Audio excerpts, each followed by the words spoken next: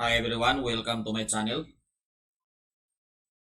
In today's video, I'm going to discuss the topic for the subject Engine Watchkeeping 1 for week 1. So with the topic Fitness for Duty.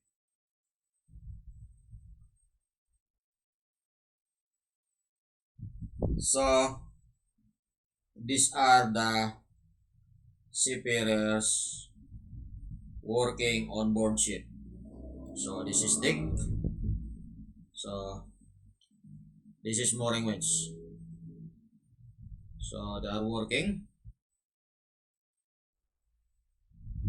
So in this topic, we have the competence, which is taken from the table of competence of STCW. We have here E-3/1, Function 1, Chapter 1. Maintain a safe engineering watch.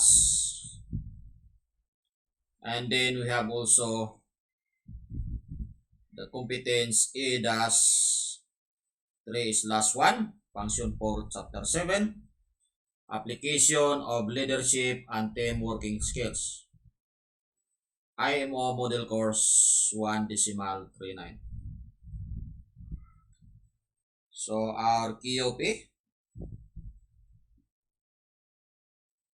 E-3/1, Function 1, Chapter 1. So we have KOP 1. Thorough knowledge of principles to be observed in keeping an engineering watch. So we have here under this KOP, we have duties associated with taking over and accepting a watch. Routine duties undertaken during a watch. Maintenance of machinery space logs or your engine logbook, and significance of the reading taken, of course. Duties associated with handing over watch. So we will tackle that later on as we continue. So the second competence, E-3/1, Function 4, Chapter 7, with KOP, which is knowledge, understanding, and proficiency. So KOP 1.2, knowledge and ability to apply effective resource management on effective communication on board and ashore. So we have here the learning objectives. So our learning objectives, number 1, explain why does it need to consider the fitness and health of the crew when on board ship. Next, learning objectives or learning outcome. So learning outcome number 2, explain the possible consequences of not being fit for duty. So let us proceed. So now let's get started. Explain why does it need to consider the fitness and health of the crew when on board ship.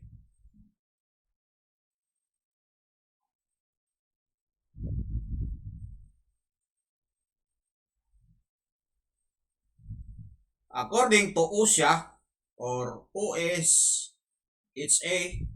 Occupational Safety and Health Act of 1990.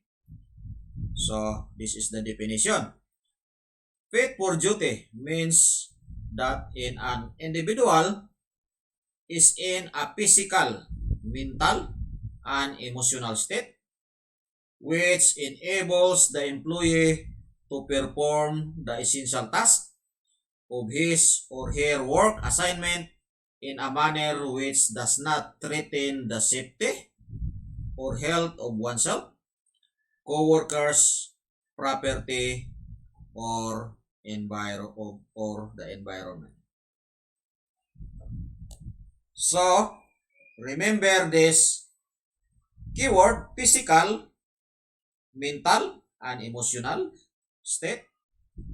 So, the seafarer should have in this condition, in this healthy condition, which is physical health, mental health, and emotional health should be in a healthy condition. Why? If the seafarer is allowed to work when he is sick, it will threaten to the safety of himself or oneself, to the safety of his co-workers, and to the safety of the property, which is the ship or the vessel, and to the safety also of the environment. So, the owners of the ship as well as the manning agency will ensure that they will hire a seafarer which is fit to work so that he can be fit for duty. So that is very important. So let us now proceed. So we have here the explain the possible consequences of not being fit for duty. So remember the consequences or the result. So hours of rest not being complied with in port, resulting in watchkeepers on duty for departures, and first, sea watches not being adequately rested.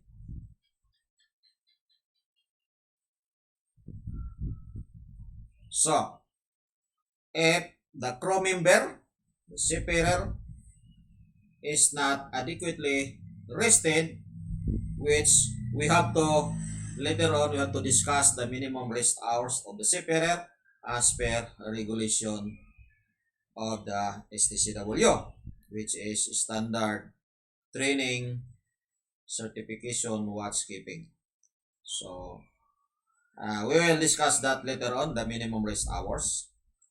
So, if the crew member is not properly, adequately rested, it will affect to his own personal health. He will probably or possibly become an over fatigue, and he cannot perform his duties properly because of over fatigue. So there should be a compliance of the rest hour, which will be we will be tackled later on as we continue in this discussion. Next, records of hours of work rest are not being maintained. So we have on board ship, we have what we call the rest hours document to be filled up, work hours and rest hours document to be filled up for keeping the record because the ISM auditor will be audited that document because that is required as per MLC Maritime Labor Convention, so MLC 2006. So that is required. So it should be filled up that work and rest hours document properly. So it should be maintained in accordance with the regulation, with the requirements. Records of hours of rest, hours of work rest do not reflect the actual works arrangement. So, uh, on board the ship, there are a lot of jobs. There are a lot of operations that requires uh, adequate personnel, and it also requires long hours of work. So, so most of the time we work more than that of that works out working out work hours requirements. But there is a solution of that problem.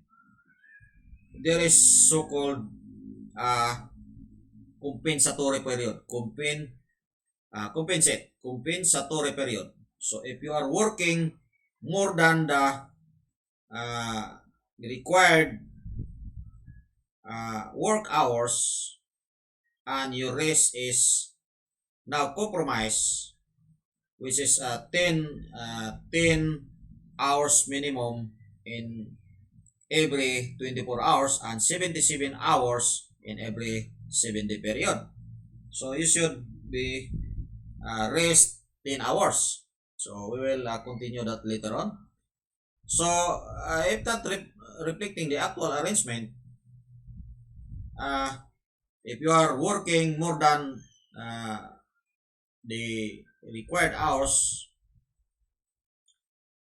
then for example there is trouble in the machinery, and then you work almost 24 hours, but you have the management, which is the chief engineer, should arrange that this superior will not work on the next day, or for the sake for the to comply the compensatory period. So on the next day he should sleep, and he will at least work uh, during his watch.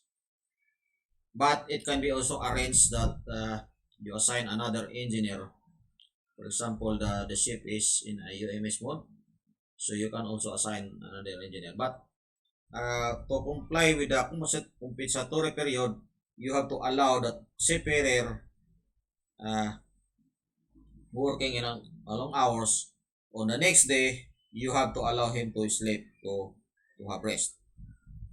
So we have here also the safety management system of the ship is deficient in ensuring compliance. So who are the management people on board the ship?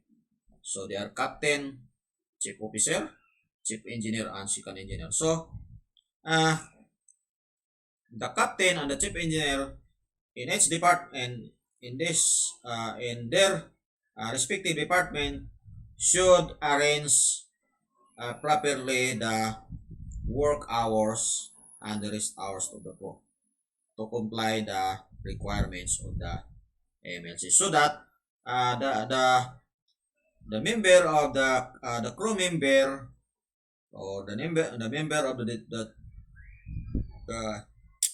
department, or the particular superior is not experiencing over fatigue, so to avoid any accident.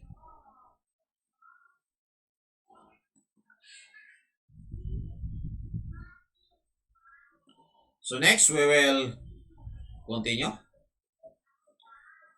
So discuss the purpose of the new requirement standard fitness for duty amended by the IMO to draw the attention of the vessel owners, operators, and seafarers to the need to comply with the fitness for duty requirements, which is to provide watchkeeping officers aboard ships with sufficient rest periods under the International Convention on Standards of Training, Certification, and Watchkeeping for Seafarers, STCW Convention, and the Maritime Labor Convention 2006, MLC 2006.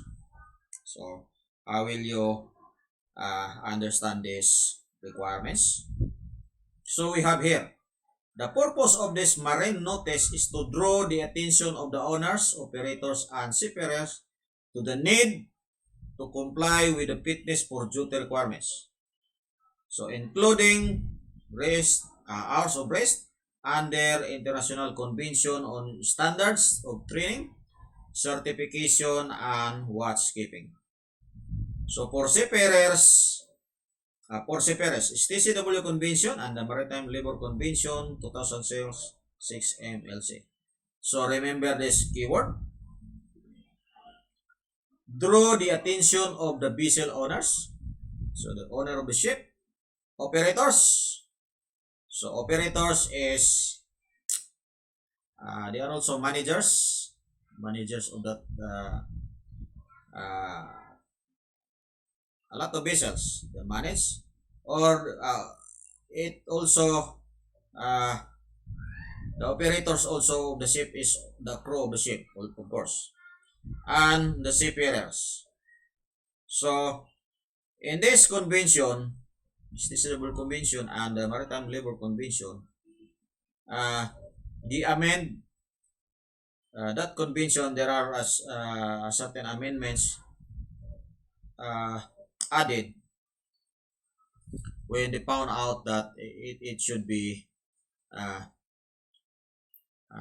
what we call, it should be important or significant to the previous convention for the ship operation of the ship, of course. So remember, rescue, the purpose of this marine notice is to draw the attention of the owners, operators, and vessels. So they are very much addressed to that convention so that the crew members on board is not being abused by the,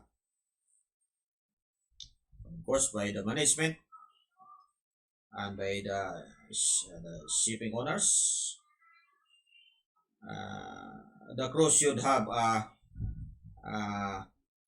adequate hours of rest, because if the crew experiencing over fatigue always, and it will affect to the safety of his co-workers, safety of himself, and safety of the what we call the property, which is the ship, and the safety of the environment. Because if he work when he is already over fatigue, it can lead to a mini accident. So it can lead to mini accident. If there's something happen to the ship, then it will cause pollution. It will cause danger to the crew, and everything is in danger. So this is very important to follow all the regulation in the TCW, and of course the regulation also in the MLC, which is Maritime Labor Convention. So relating to this fitness for duties.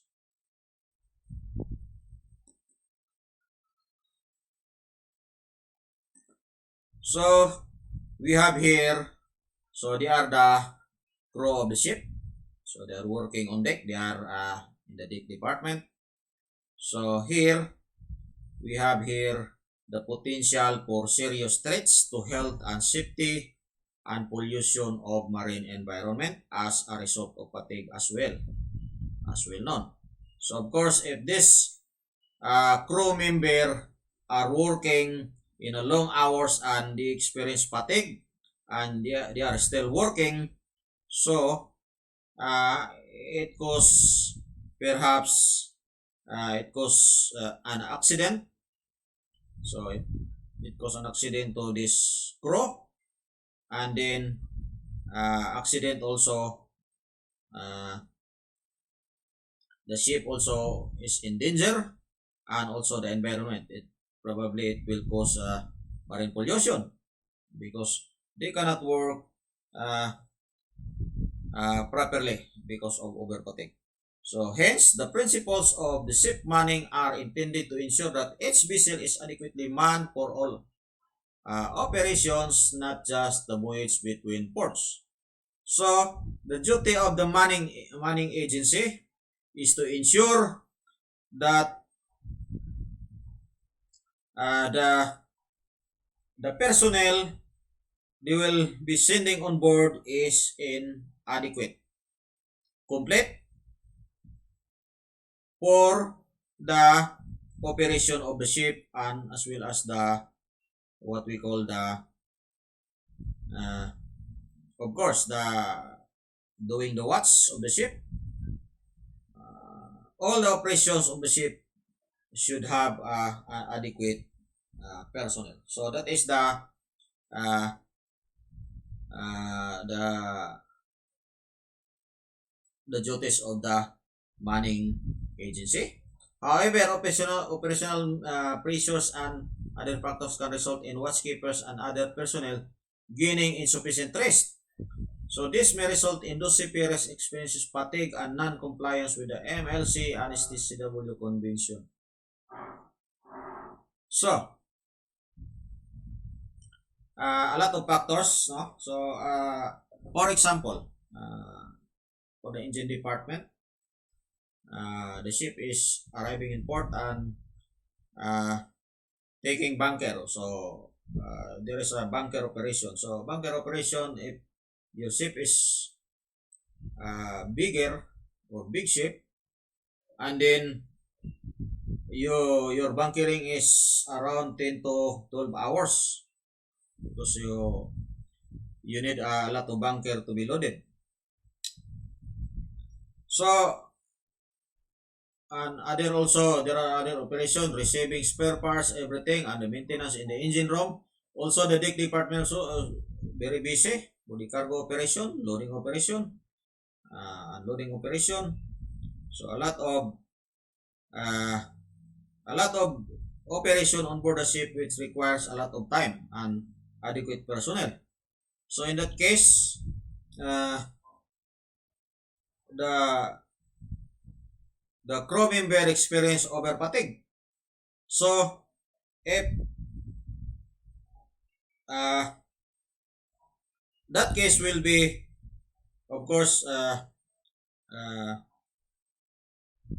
the crew are working in a long hours, there should be what we call the compensatory period, as I mentioned earlier.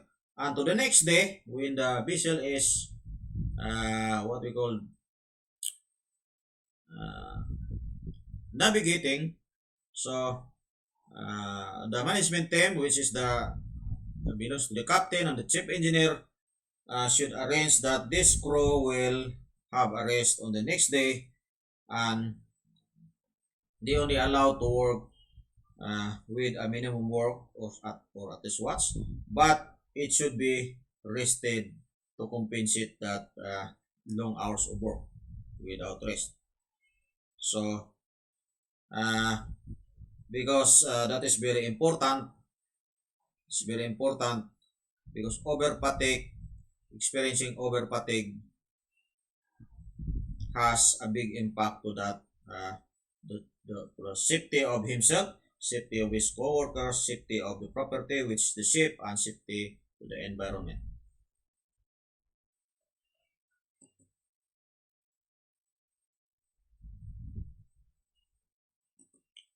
So next, we will continue. So now we will discuss the minimum rest hours of a seafarer as per regulation. Explain the standard minimum rest hours established for engine room watchkeeping personnel. So we have here all persons who are assigned duty as officer in charge of a watch or as a rating forming part of a watch, and those whose duties involve designated safety, prevention of pollution, and security duties shall be provided with rest period of not less than a minimum of 10 hours rest in 24-hour period. So, in 24 hours, the engineer on watch, for example, and the rating on watch together. Uh, Normally the watch is 4 hours. The first watch and the second watch is 4 hours. So is equal to the 8 hours. And in every consecutive watch, which is first watch and second watch, is you have to retain to do the maintenance of the machinery. So you have to retain you watch 4 hours and you have to retain 2 hours, so equal 6 hours. So then you have to rest. And then for the second consecutive duties, you have to watch 4 hours and you have to retain 2 hours. So that is equal to 6 hours, and 6 plus 6 is 12. So you have 12 hours of rest supposedly. But as per requirements, you have a minimum of, so this is minimum. It can be you can rest 12 hours, but this is minimum. You cannot make below the minimum, below 10 hours, because that is already violating the rest hour requirements. But here, this 10 hours should not be divided into 3 periods. It should only be divided into 2 periods. So minimum of not less than 6 hours in each period. So later on, we will continue on that. And here, we have 77 hours in 70 period, meaning the accumulated 10 hours in every 24 hours times 7 is 77. So you have 77 hours in a 7-day period. So that is the requirement. So why this is required by the Maritime Labor Convention, by the MLC, to avoid over fatigue of the crew member on board the ship, so that what we call to prevent also, of course, to prevent the accident of its crew member, to prevent harm to the ship and to the environment because of the over fatigue of the crew. So we don't want that on board. We don't want to destroy our environment. We don't want to destroy our ship, which is our ship. So that's why this is very important to comply.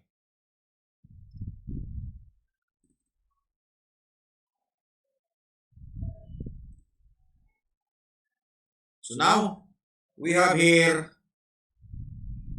discuss why established standard minimum rest hours need to be maintained in case of emergency condition, drills, overriding operational conditions, operational troubles. So why the established standard minimum rest hours need to be maintained?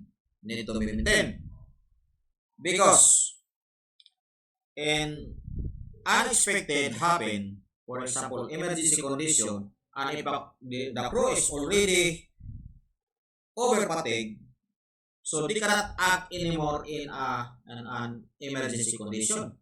For example, if there is emergency in engine room, for example, flooding. So if this crew member is not properly resting, he cannot perform during, or he cannot do the job during emergency condition, because he's already in over fatigue. And of course, here we have the drill. So drill is required by SOLAS. So you cannot excuse in this drill. If the master conducting a drill, then you have to participate. All of the crew on board have to participate. And if you are already over fatigued, you cannot participate this drill. So that is already deficiency on the part of the crew management.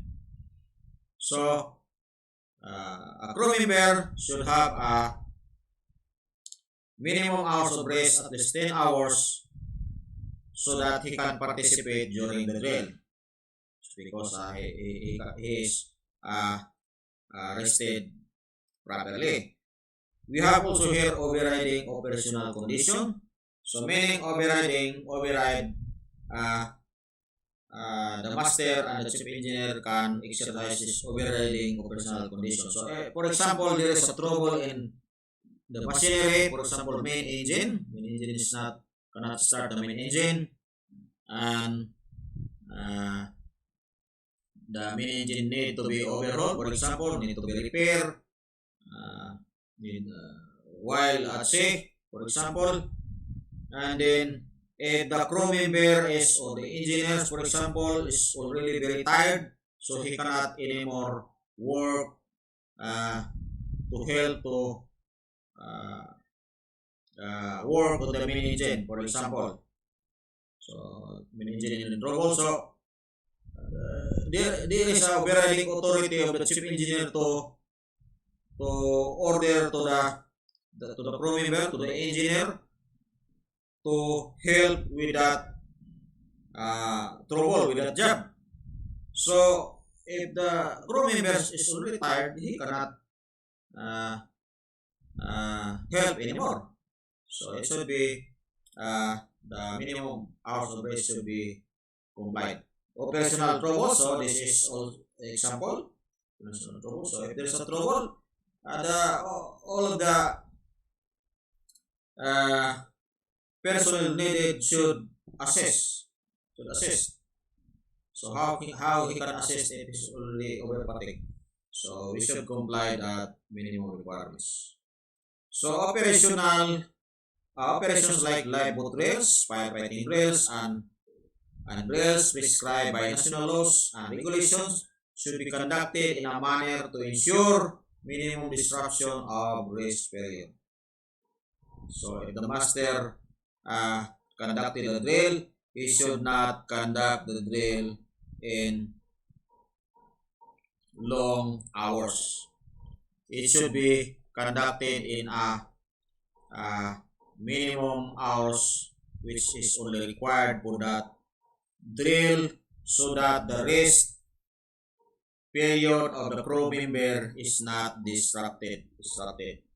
So the requirements in this case of emergency or drill or in other overriding operational condition, masters, firefighting and live boat drills and drills prescribed by national laws and regulations and by international instruments should be conducted in a manner that minimizes the disturbance of the rest periods and does not induce fatigue. So the master of the ship should arrange properly the drills that will not affect the rest period of the crew so that the crew can rest adequately, can enjoy the rest, and the crew is ready for the next hours of duty.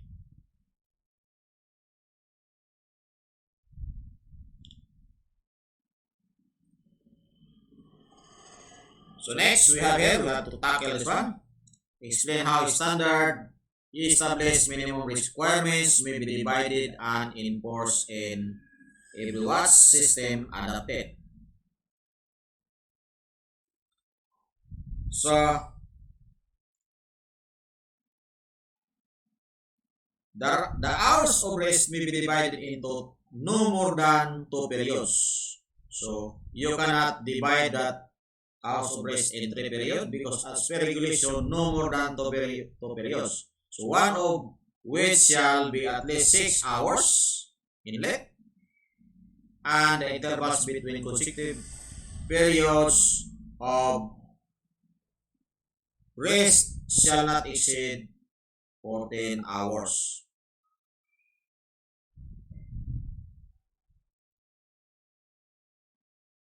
So, as per regulation, the crew member have a minimum rest hours of 10, but it can also have a rest of 12 hours because 6 hours plus 6 hours is 12 hours, but not more than 14 hours of rest because you have a lot of job on boards to be done, and if you rest a lot of hours, which is more than the minimum, you cannot maintain your operation, your machinery on board, your job on board. You cannot perform that because you have a lot of also rest. So there should be a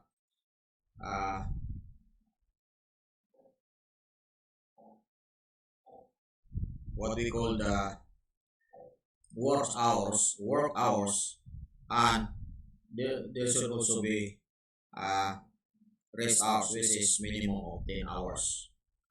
So here we have the minimum requirement for hours for rest provided should be. So 10 hours in every 24-hour period, which may be divided into no more than 2 periods, which is 6 hours in the first period, and the second consecutive period is 6 hours, that is 12 hours. So why 12 hours?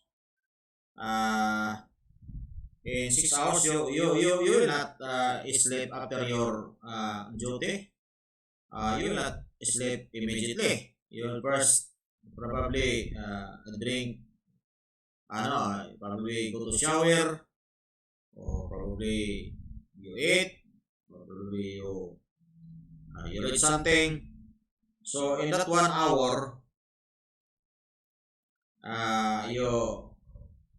you still awake, but at least in 5 hours you enjoy your rest. So 5 hours plus 5 hours is 10 hours. So you have already a minimum of 10 hours rest.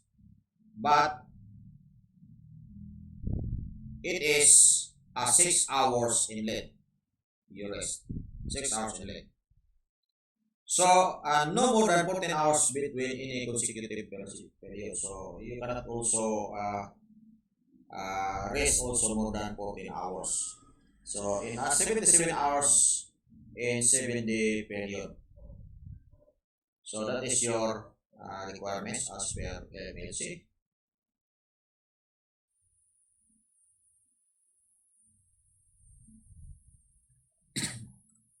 So for example,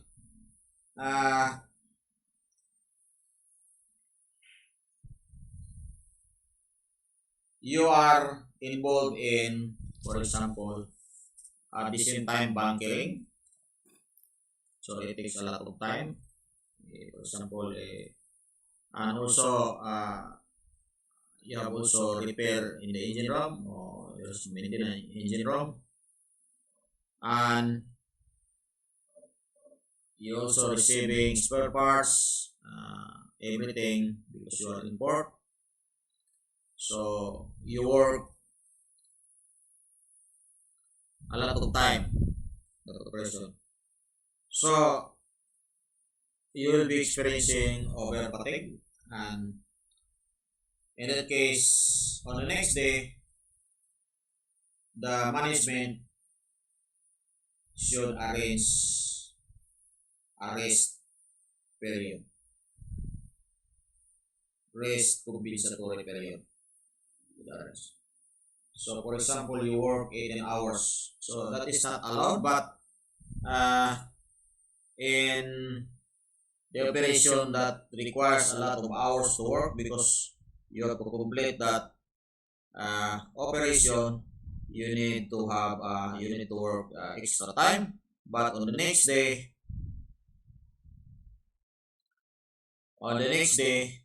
you have to enjoy also the compensatory period. You have to sleep and rest so that you will be ready for the next duty, for the next period of duty.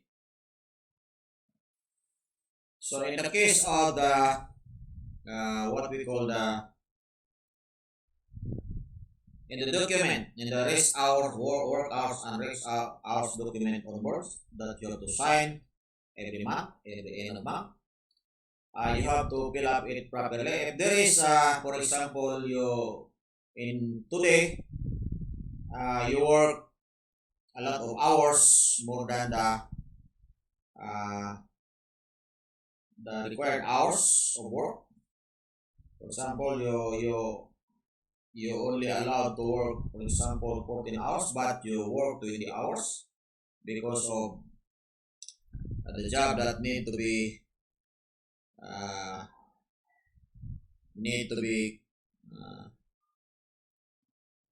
completed. So you have to write on the rest hours document properly. And on the next column, on the next day, the next column of the document, on the next day, you have also the what we call the compensatory period, which says you have to rest in this day, in the next day.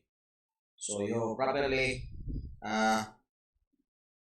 what we call the pilater, and you have also to note that this on the time that you work more than the working hours requirements, you have to note also here in that document, that work hours and rest hour period document. You have to work on that because the ISM auditor will be checking on that during audit. So during ISM audit, and they will be comparing to your engine logbook, for example, engine logbook. Oh, you're bunkering in here and your arrival in here, maneuvering and everything here. And why in this rest hour you work only in this hours, number of hours. So this is already illegal, and you are the inspector already found that there is anomalies in this document. So you should fill out that one. You should write a note there, and then note also to the compensatory period for the next day.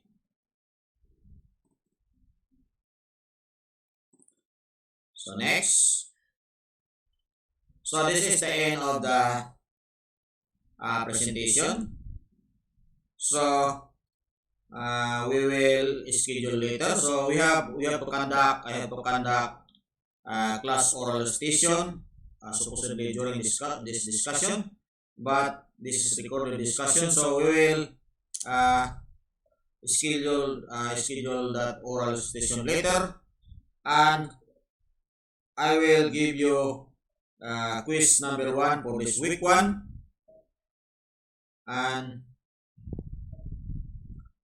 I will give you quiz 1 for week 1. So this is the end of the presentation. Thank you for watching this video. I hope you understand the discussion, and please write a comment below, and very important, please subscribe my channel. Please click on the notification bell so that you will be updated on the next discussion, and please click like and share, and thank you for watching, and see you on my next video.